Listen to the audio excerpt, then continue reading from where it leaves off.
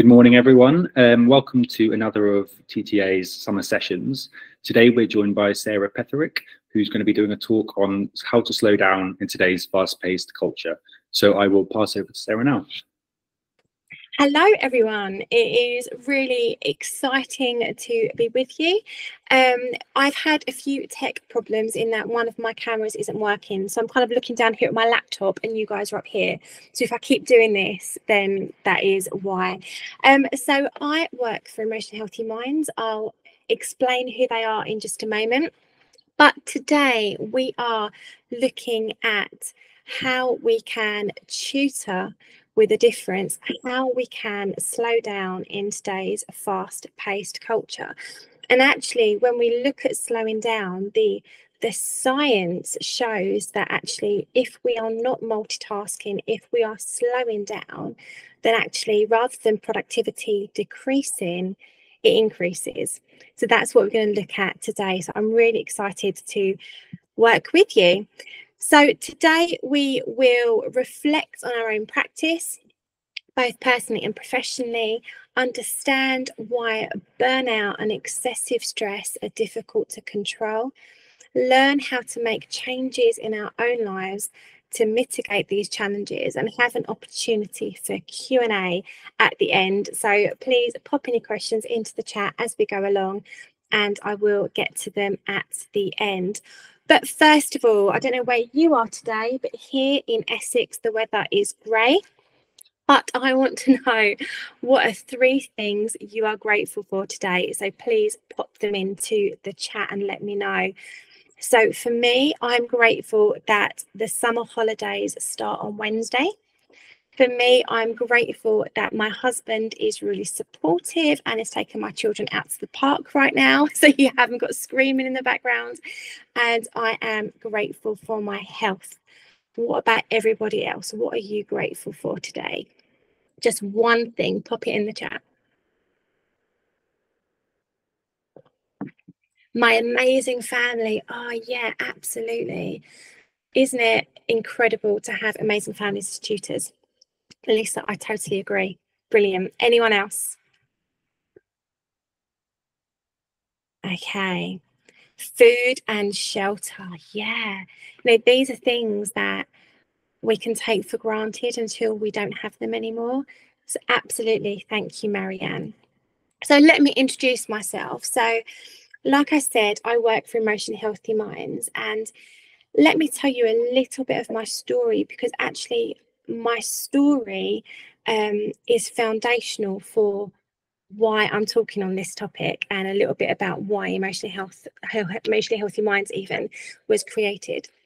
So 2016, I was a reception teacher in school, and I had a really difficult cohort, really difficult. We didn't start any formal teaching until way after the Christmas holidays. Serena has said, I'm grateful for this morning. It's the last morning of my 2-week holiday and the ocean is lapping on the beach in front of me. Oh my word, I feel a little jealous. I'm grateful that you are in a good place. But this difficult cohort, I had no formal teaching. There are so many children out there that were not able to stand in a line, that were not able to lose a game, that were not able to have turn taking, not able to do so many things that we take for granted. And I started looking at the world of attachment, and it blew my mind actually that what was going on for children was so much more than just behavioural. And so after looking at attachment and thinking, wow, something needs to change, I started my journey. I did some counselling training for a few years, and I did some coaching training. And at that point, I'm like, I need to help these children, because, if you've worked in school, the demands on teachers is massive, and we don't often have the time resources or the financial resources to support the children where they are. So that is what Emotionally Healthy Minds does. And we do that through, at the moment, 4 strands, but hopefully soon 5. First strand is tutoring, which is why I'm here. but we help children who are struggling emotionally. So we don't do 11 plus, we don't help many children with greater depth. The majority of children we work with are struggling in school or are struggling out of school. We have a lot of children who have got school-based trauma come and work with us. We have a centre in Southwood and Ferrers, and we try to make our centre as unlike school as possible, because that is a trigger for a lot of the children we work with. I would say about 85% of our children are neurodiverse as well. We offer one-to-one coaching, so we help children who are overwhelmed with their emotions. Like, they might come in and say, I'm sad all the time, or they might come in and say, my teacher's shouting and I'm feeling, I don't know what to do, I'm struggling. And so we work with them to help raise their confidence and understand their own emotional health, but actually other people's emotional health as well. We also run workshops, and we run training and consultancy. And actually the next part of the training that we're going to be looking at is working with parents to support them. Because a lot of parents are phoning me and saying, how can I support my child at home? It's fair enough having like a 1 hour a week coaching, but what can I do at home? So the parenting workshops and consultancy and training is coming out of the back of that. So, and pretty soon we're having therapy, because that is the natural progression for some of our coaching. We need to refer children onto therapy, so we're going to have that done under the Emotionally Healthy Minds umbrella as well. So Emotionally Healthy Mind was launched in 2022. I did a year by myself with a massive waiting list, and then in September, just gone, 2023, I took on my first tutor, and now we're a team of 11, 10 months on. And I'm still interviewing and onboarding. So it has grown absolutely massively. And that is one thing I'm grateful for, massively, massively grateful for the growth, but also a little bit sad that the need is there, that children need to access us. So we are going to look today, the first thing we're going to have a look at is self-awareness. So what do you perceive as self-awareness? How would you describe it? Pop your answer in the chat. Yeah, understanding where your emotions are. Absolutely. So I'm working with a child, and the child does something that really winds me up. What is it in me that's been triggered? Absolutely. Knowing how your actions impact others, absolutely. Recognizing what is happening in your body, amazing. And that's one thing we do in a lot of coaching sessions. We help children to identify when they're feeling angry or sad or upset. How do they know they're feeling that? Where in their body does it show? Absolutely. So the Oxford English Dictionary, always a good place to start, says it's conscious knowledge of one's own character, feelings, motives, and desires. Excuse me. Self-awareness is simply knowing and understanding yourself. So let's have a look at this iceberg. Freud described self-awareness as an iceberg. And he said the conscious mind, your conscious mind, is the bit on the top that's bobbing up and down on the top of the water. Your unconscious mind, the bit that you don't understand, is the massive chasm underneath the water. Another way of explaining it, and this is what I think is really a really good thing for me, is imagine a massive manor house. Now, I like to imagine the house from Stranger Things. I don't know if you've seen that, but for me, that is the house that I like to imagine. And imagine you go in the front door and you just see a couple of rooms that are lit and clean, and you know where things are, they're tidy, they're organised. Being self-aware is recognizing there are other rooms in the house. Some rooms have been boarded up for years and years and years, and you've got no idea what's in there. Some you might start to recognize if you open the door. Self-awareness is stepping one more foot into the house, understanding one more thing that's going on for you. So this is not a therapy session at all, but actually for us to slow down, starts with being self-aware. So I think it's a really important way to start. So self-awareness really isn't a new thing. We all go through stages of recognizing who we are. My daughter's 14 and my son is 10, and it's beautiful to see them on that journey. You know, who am I outside mum and dad? You know, for us, who are we outside of being a tutor or a parent or whatever else we do that forms our identity? Like I said, it's not a new thing. Socrates said, the unexamined life is not worth living. Aristotle said, knowing yourself is the beginning of all wisdom. Okay, I'm going to give you all £100. Are you ready? Very excited to give you £100 today. But the caveat is, I'm sure there is one. Sure, you know, there is one. I'm going to give you £100 in Monopoly money. So I would like you to do an activity having received £100 in Monopoly money. You're going to need to either add this up in your head or use a notes app on your phone or a piece of paper, because I'd like to start today with helping you to understand something.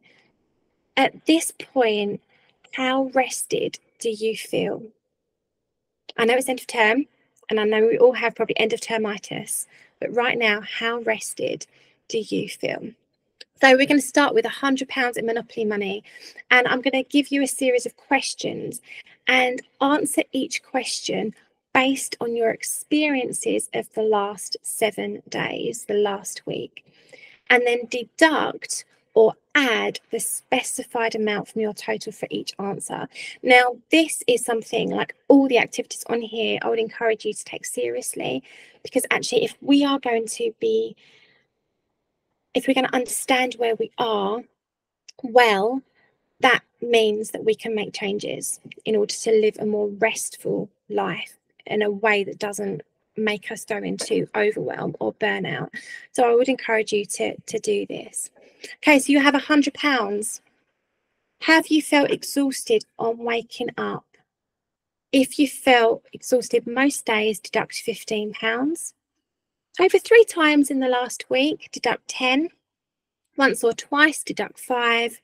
Never, deduct 0. Have you had trouble falling asleep? If it's most days, deduct 15. Over 3, deduct 10. Once or twice, deduct 5. Never, deduct 0.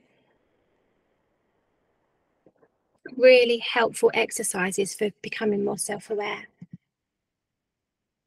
Have you had less than 7 hours sleep? Most days, deduct 15. Over 3 times, 10. Once or twice, 5. Never, 0.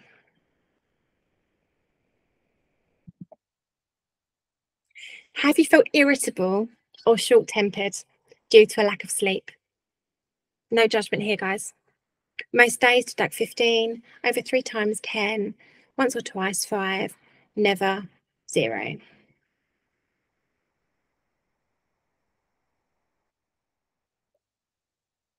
Have you felt overwhelmed with work or personal responsibilities?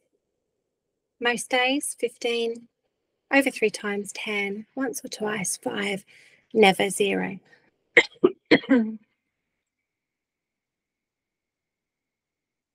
Okay, now we're going to add. Have you taken deliberate breaks off of work to rest and recharge? If you take a deliberate break most days, add 15. Over 3 times, add 10. Once or twice, add 5. Never, add 0. Have you taken part in any hobbies or leisure activities, whatever your thing is? Most days, add 15. Over 3 times, add 10. Once or twice, add 5. Never, add 10. Just a few more. Have you spent quality time with friends or family? Quality time as in like not just saying unload the dishwasher. Quality time. Most days 15, over 3 times 10, and once or twice 5, never 0. Hope you're all keeping up. If I'm going too quickly, then let me know. Have you looked after your body with good food? Most days, add 15. Over 3 times, add 10. Once or twice, add 5. Never, add 0. Just 2 more. Have you looked after your body well by exercising and getting outside? Most days, 15. Over 3 times, 10. Once or twice, 5. Never, 0. And the last one, have you felt a good balance between work, rest, and play? Most days, 15. Add 15. Over 3 times, add 10. Once or twice, add 5. And never, add 0. Okay, so you started with £100. How much money do you have left? Just give me a smiley face in the emoji in the chat bar, or you can tell me your amount if you prefer to do that. Are you happy with the amount of money you have left? Or are you not? We've got 110, we've got 155, amazing, 100, brilliant, 150, but you're on holiday. Well, yeah, that's amazing.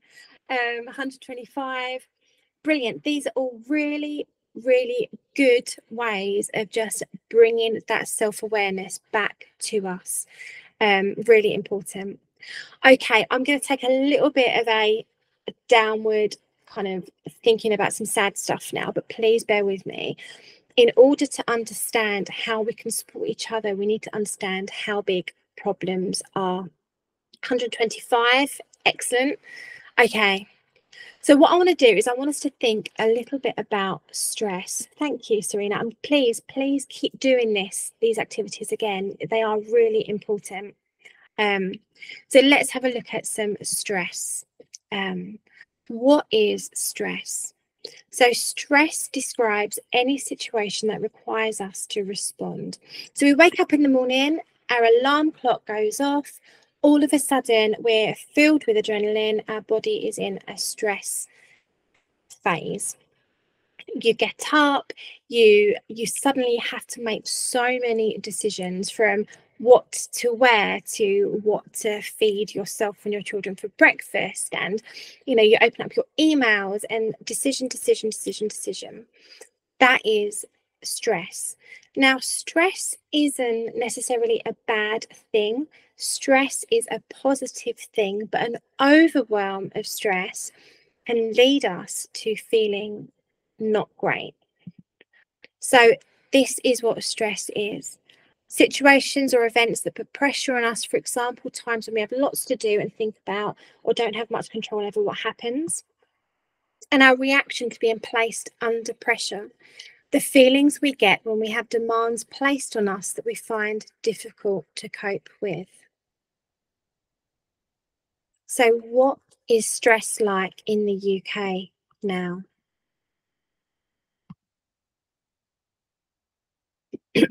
In the UK, overall stress levels are rising year on year, a 14% increase since 2022. 1 in 6 young people have a probable mental health disorder. Nearly 2 in 3 adults are experiencing mild symptoms of anxiety and depression, up 11% from last year. 1 in 2 workers in Britain say they feel very or fairly stressed at work. Almost 4 in 10 workers say they feel stressed when they think about work outside work hours. 3 in 10 say they feel very or fairly stressed even when they're not working and even when they're not thinking about work. Over 6 in 10 workers did not take all their annual leave in 2022. So even though generally people are stressed, they're not taking all their annual leave. Does that surprise you? Are you like that? It's interesting. Let's think about this in education. In education, and it's a couple of years old, but in 2021, Education Support undertook some teacher wellbeing research. They interviewed 3,000 people and found that stress levels had risen by 10%. And now 72% of staff said that they feel stressed, almost 3/4. 29% of education staff felt that there was a stigma, a feeling of shame, which prevents them from talking to others at work about their mental health problems. 74% of teachers felt that their training did not prepare them well to manage their own well-being. I did a 3-year BA to train as a teacher. Not once did I have any support in understanding my own emotional well-being or how to help children. That needs to change. There's been a 7% increase in mental health issues over the past academic year. Anxiety and depression levels are higher than those of the general population, and insomnia and exhaustion are big symptoms of this. In the same year, another teacher union conducted some research. This is powerful. They found that 85% of teachers have struggled with sleep, 75% have low energy levels, 14% have increased or are now on antidepressants, and 3% have self-harmed as a result of their job.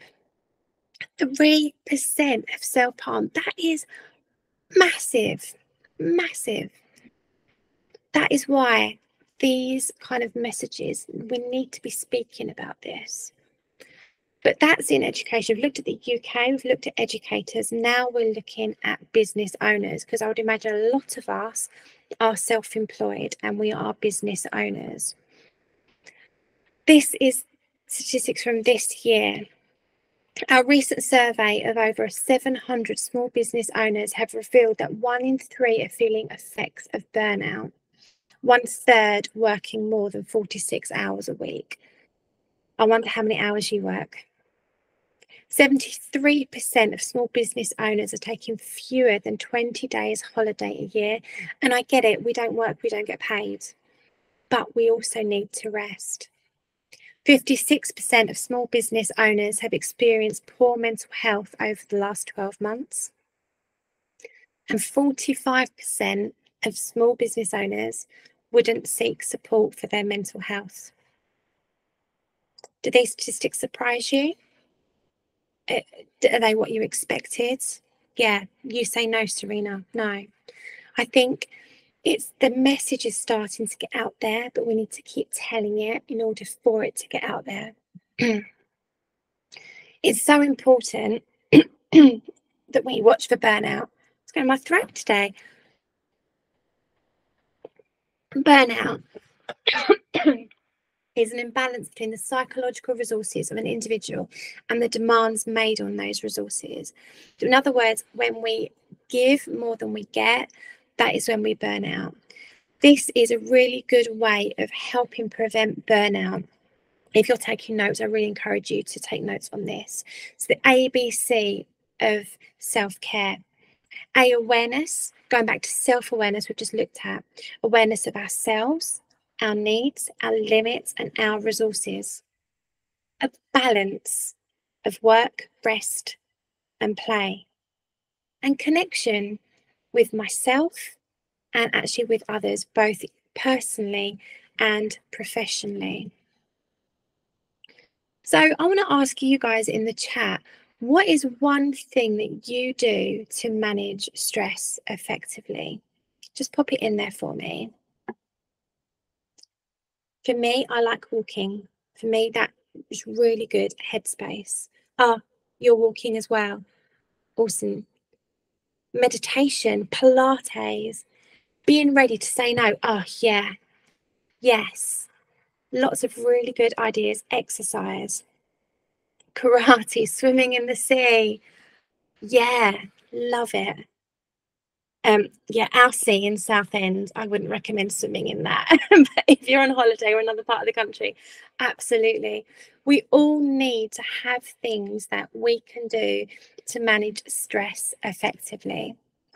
So where has society all gone wrong? I want to give you a little bit of a history lesson, and this lesson really helps us to understand what's changed. So I want to take you back to 1879 and a man who lived at this time. Let me tell you a little bit about him, and I want to see if you can guess who he is. This man hated sleep. He worked long hours, 15 or 20 hours a day, and he only slept for 3 or 4 hours a night. He regarded sleep as a waste of time, and he said, and I quote, "It's a heritage from our cave days." So who was this workaholic man who hated sleep? Any ideas?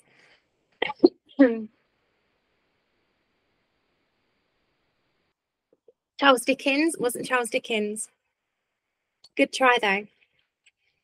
This workaholic man who hated sleep was Thomas Edison. And what was Thomas Edison involved in inventing? The light bulb. And actually what he invented was the carbon filament that went inside the light bulb, but it was still part of inventing the light bulb. And before light bulbs were used in homes, most people slept for a minimum of 10 hours a night. So what happened, they woke up with the sun, they went out and did their daily job, they then came home. When the light went down, they rested and they slept because there wasn't another option. But now what has happened, because we have the light bulb, there is no stopping us. We can work 20 hours a day if we want to in perfect light. And if we are up at night, what happens is the light that's in our room, that tricks our hormone levels to make us think it's daytime, so we don't get sleepy, and the cycle goes on and on. And over the past 150 years, another massive change that's happened, other than the light bulb, is actually the explosion of information and its accessibility. You know, 150 years ago, I would only really have known what was going on by a newspaper or by a letter that came from overseas. Otherwise, I'd have no idea what was going on overseas. But actually, with having phones on us the whole time, we can know everything. We can know every political party scandal that's going on. We can know every celebrity marriage breakup. We can know everything, every humanitarian crisis. And do you know what? I really believe that our brains are not supposed to cope with that much data, and that having that pressure, that amount of information in our heads, can lead us to have too much and to get on the road to burnout. And I think that's a really important thing to think about. That is a really interesting. Deborah said that Edison had ADHD and dyslexia. I did not know that. Very interesting. So what I want to do is I want to fast forward a little bit to 1923. And in 1923, a bunch of scientists and journalists got together and they imagined what life would be like 100 years later. So in 1923, they were imagining life in 2023. This is our history. This is last year, but it was 100 years in their future. And I'm just going to read you 3 predictions that they made. The first one on appearance. It's now predicted that by 2023, only a mere stretch of a century ahead, women will probably be shaving their heads and the men will be wearing curls. Also, the maidens may pronounce it the height of style in personally primping to blacken their teeth. Won't we be pretty? They got that one totally wrong. What about life expectancy? By 2023, the average life of a man could be increased to 100 years. In individual cases, it could be increased to 150, perhaps 200 years. Wow. So why hasn't that happened, do you think? I think this next one has a lot to play. Work-life balance, this is what they thought. The time is coming when there'll be no more drudgery and that people will toil no more than 4 hours a day owing to the work of electricity. He visualizes an amazing transformation in life in 2023. Every city will be a spotless town. This is to be the work of electricity also. You know, the introduction of time-saving devices like washing machines and electric irons and cars was supposed to revolutionize our lives, freeing up time for leisure and rest. But this can't be further from the truth, can it? And some of us find ourselves more time poor than ever, juggling being a parent and running a home and work and running our own business. And actually, what can happen is there can be little time for rest. And even when given the opportunity to take a break, as we saw earlier in those statistics, a lot of people choose not to. So, what can we do about it? Self-care, self-awareness, making sure we have balance, and making sure we're connected. We need to recognize boundaries. We need to recognize our own limitations, and that is okay. This next activity you might have heard of. For me, I find it a really brilliant tool for helping me understand what balance is in my life. So what happens is you think about your current level of satisfaction in each of these segments, and then you shade the segments depending on how satisfied and content you are in that area. So this is an example. So I can see on this example that this person's relationship and family life are good, but actually self-care, personal growth, spiritual growth, physical health, hobbies and leisure are really low. So if that was mine, what I would do, then I think, okay, what do I need? How do I need to balance this up? Because this isn't serving me. And why is it important? A clinical psychologist says this: even as adults, we still need to play. When you play, you signal to your brain that you're safe, and this allows the fear center in your brain to have a little rest. So if we're anxious or stressed, we need to incorporate more play into our diaries. I'm going to focus on this just really quickly because I know a lot of you probably have heard of this before or used it before. Actually, give me just say yes or no in the chat if you've heard of the stress bucket. That'll be helpful. This is a great tool that okay, I'll slow down. Everyone's saying no. Right. Let me explain the stress bucket. It's a really amazing tool. Imagine there is a bucket that you carry. Let me use my glass as an example. And in your bucket, this is the amount of stress that you contain. So in my bucket at the moment, in my glass, I've got an inch of water. So actually, if that was in reality, what that would mean is I'm doing okay. I'm quite rested. I'm quite relaxed. I'm doing okay. But actually, when stuff goes wrong, I forget a meeting. I have a tricky parent. My children are going through a difficult time. More stress is added to my bucket. And this can be little things, lots of little things, like waking up late, a bit of stress goes in there. Forgetting a meeting, a bit more stress goes in there. Realizing then that you need to go into a meeting and you're not prepared for it, a lot more stress goes in there. So what we need to do is we need to have a way of taking that stress out of our bucket. So this is the stress bucket. Imagine there are two taps on my stress bucket. One of them is an unhelpful exercise, unhelpful strategies where actually the stress comes out, but then it goes straight back in again because it's not being dealt with.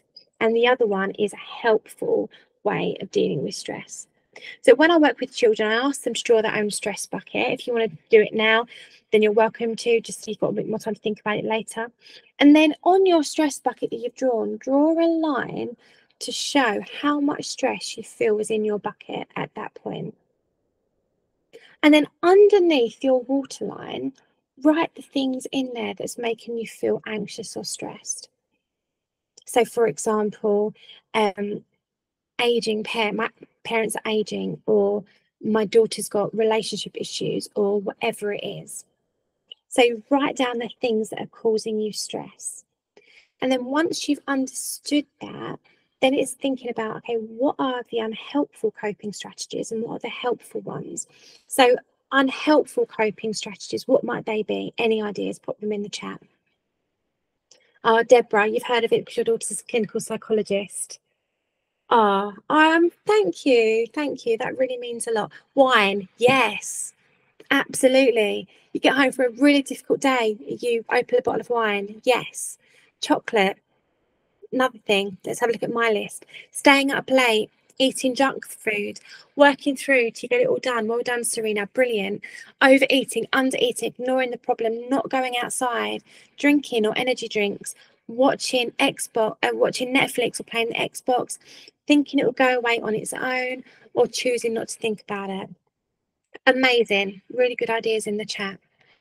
But actually, it's recognizing what I do when I'm stressed. And sometimes it's okay. It's okay to have a glass of wine, absolutely.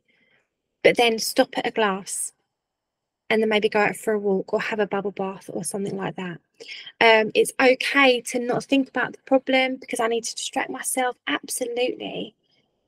But then bring it back and think, okay, this problem is going to go away. How can I support that? Here are some helpful coping strategies.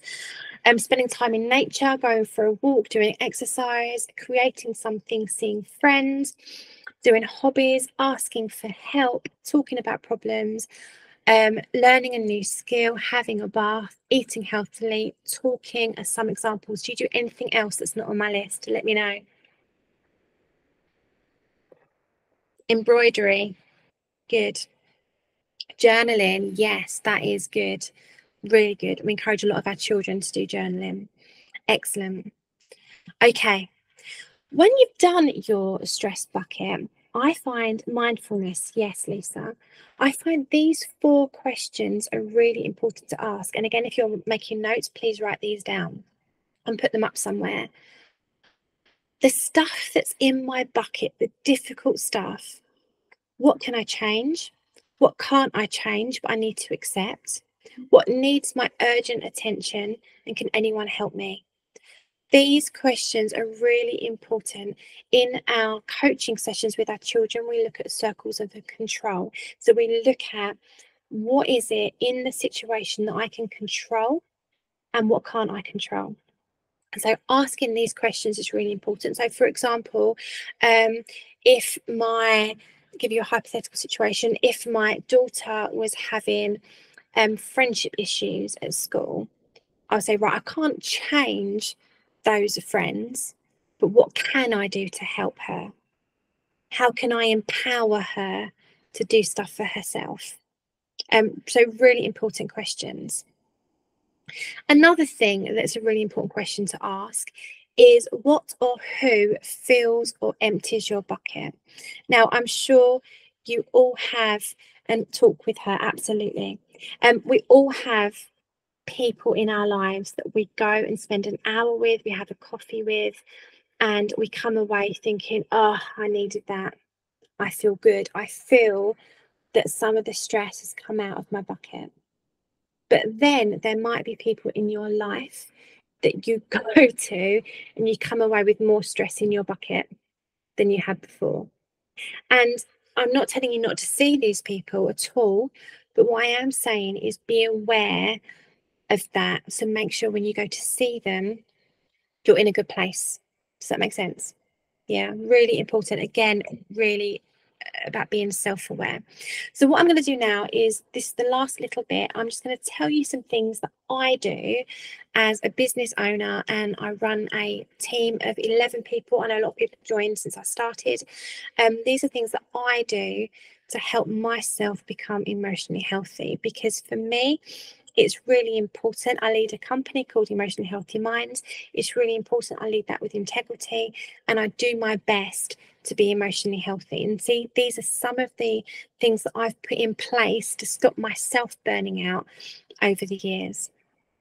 I haven't got this sorted, obviously, but I'm a lot better than what I used to be. So 7 things that I do to keep emotionally healthy. Self-care.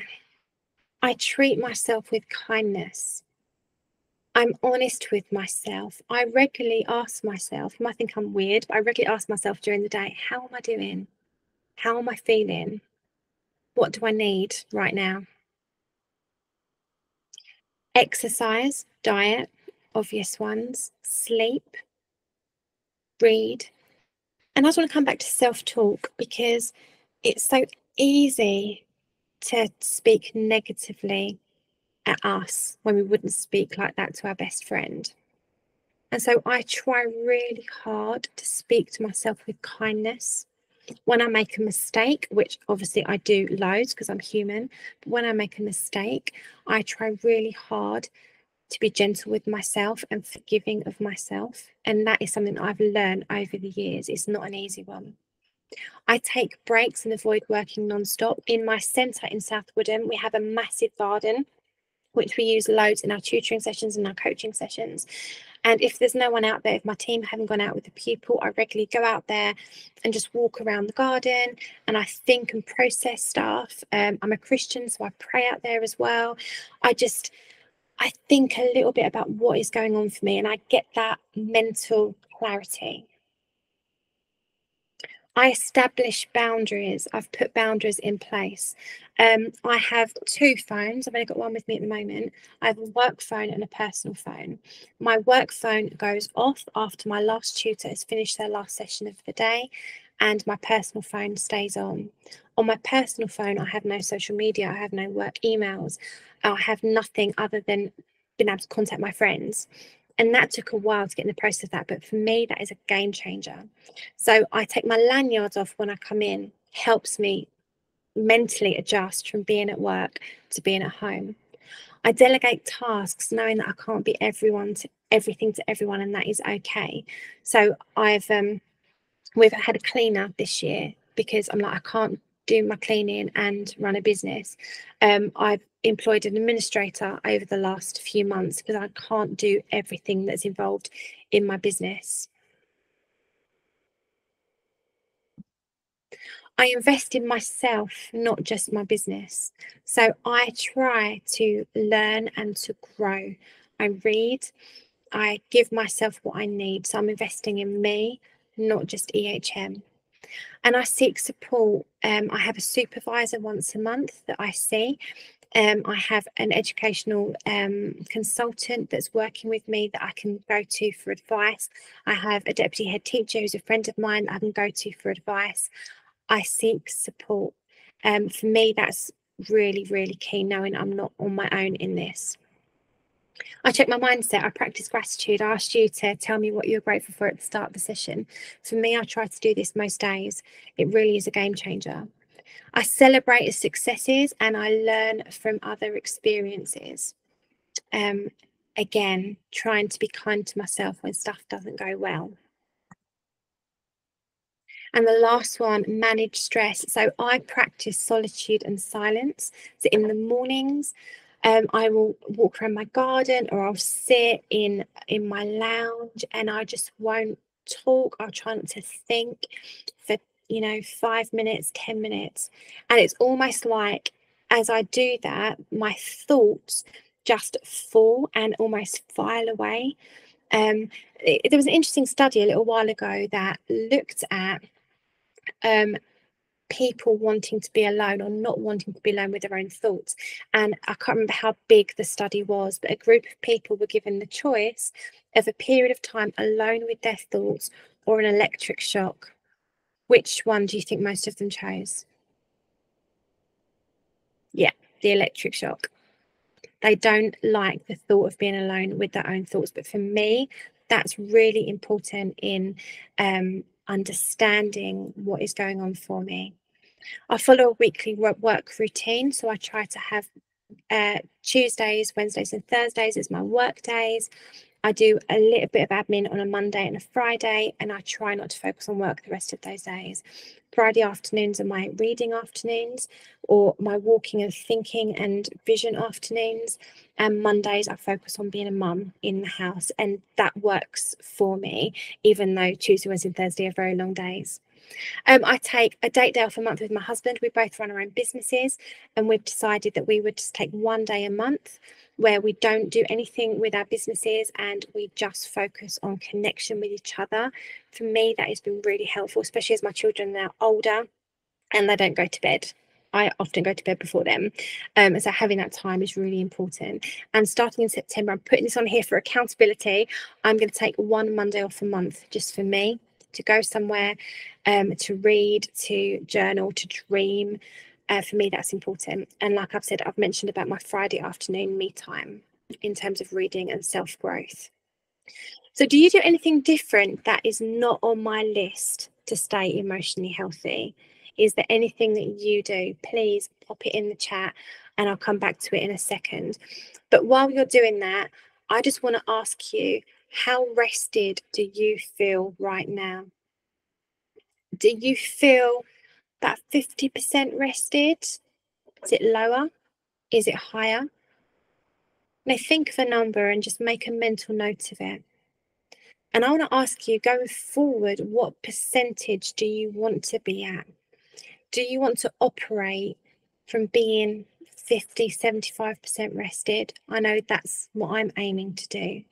Because when I'm not hurried, when I'm time blocking, when I'm not rushing, that is when I'm a lot more purposeful, and my productivity goes really high as well.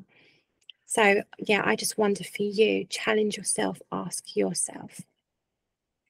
And again, this picture's been overused, but for me, modeling good emotional health is really important. And this is what me and my team at Emotional Healthy Minds live by. We've got to look after us before we can support the children that we work with.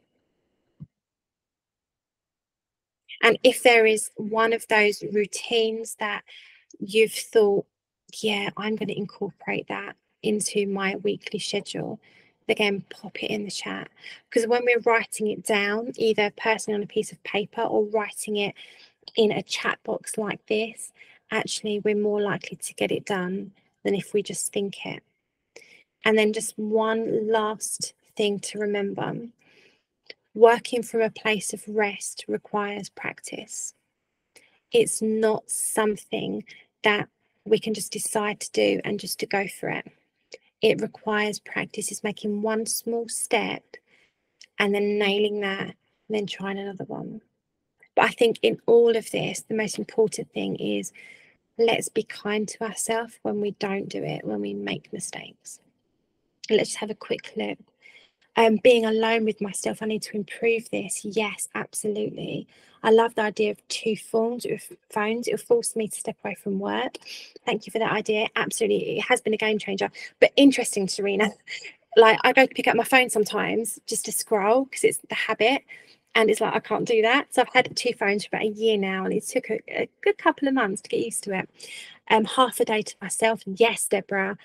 I'm a lapsed mindfulness practitioner. I must restart. Yes, Marianne. I need to be stricter with ensuring I take breaks and allocate certain tasks to certain days. Yes, amazing. Thank you. So thank you for joining me today. I hope it's been really helpful. Please check out my socials on Facebook, Instagram, and TikTok. I am going to be putting videos on there to help us with our emotional health and to help us help our children with emotional health. So if you want to give me a follow, then please do. And are there any questions?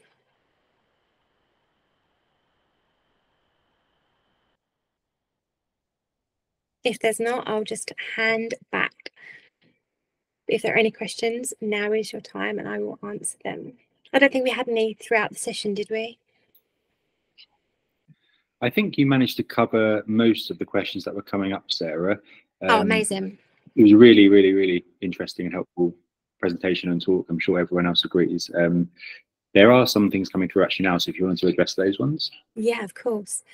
How many hours a day is a good amount? Is that in terms of how many hours to work? I think it depends on you and your personality and how you like to work. So for me, what I do is my centre is open between 9 and 6 on Tuesdays and Thursdays, and on a Wednesday it's open between 1 and 6. So those days, you know, are quite long. I'm out of the house for 10 hours. But in those days, I try to take lots of breaks for as possible, and I prefer to do that to then have my Monday as my family focus and my Friday as my learning focus. And even though I still am doing an hour or so admin in the mornings, my focus is different. So I think it does just depend on you and your learning style. Oh, thank you, Deborah. I think it's going on YouTube, isn't it? So you can see the start of it. but thank you. That's absolutely fine. If you want to, someone said about having time to reflect on the things that we've spoken about. So you have my my socials. You know, if there are any other questions that you have, then please just send me a message on those. Absolutely fine. It feels a little bit like battling against school. The children are wrecked. This isn't rare. It seems so sad. Absolutely, absolutely. We have so many children who come to Emotionally Healthy Minds who are not able to access school for a variety of reasons. And I think even if children don't have additional needs, it can often be a square peg in a round hole type thing. And unfortunately, because school is set up the way that it's set up, as you know, there is limited flexibility. So what we do at EHM is very different. Like, we have loads of brain breaks. We have obviously the big centre. We focus, as I'm sure you do in your tutoring sessions as well, focus on what the child's interests are and teaching them in a style that they're able to understand. And what is beautiful about the children that are coming in from school is that they are relearning to love learning again. You know, I had, for example, these two brothers that joined us literally a couple of weeks ago, and they've not been in school. The mum was saying on the phone, you know, they need to have lots of brain breaks, you know, they need to learn without learning, you know, all this kind of stuff. And so that's what we're set up to do. But they just want to sit at the desk and learn because something in them has done this. And they don't want brain breaks when it's offered to them. They don't want all of this. They just want to learn. And so it's just having somebody that invests in them. For me, that makes all the difference. Oh, thank you. I'd love you to follow me on social media. School should be fun. Absolutely. I feel I'll try and set parameters, but people trample on them. I set an out of office. I set an out of office and people still email expecting a reply or having received the initial message or WhatsApp me instead. There's a lot of rhetoric, but it's ignored in reality, as I find as an entrepreneur. I'm not big enough to employ administrator yet either. Oh yeah, it is so hard. I mean, my administrator, she's only doing 10 hours a month. It's not much, but I could easily have her do 10 hours a week. I totally get that. And I think it's communicating your boundaries. For me, that's what I've learned. So I will say to parents, I have a work phone. My work phone goes off on a Friday at about 6:30, and I turn it on Monday morning. And so parents need to know that. And you can set out of hours messages as well. And then I would say it's actually releasing the pressure of that. So if parents know that and they still expect a response, that's not my fault. You know, that's their boundaries. I've clearly communicated mine.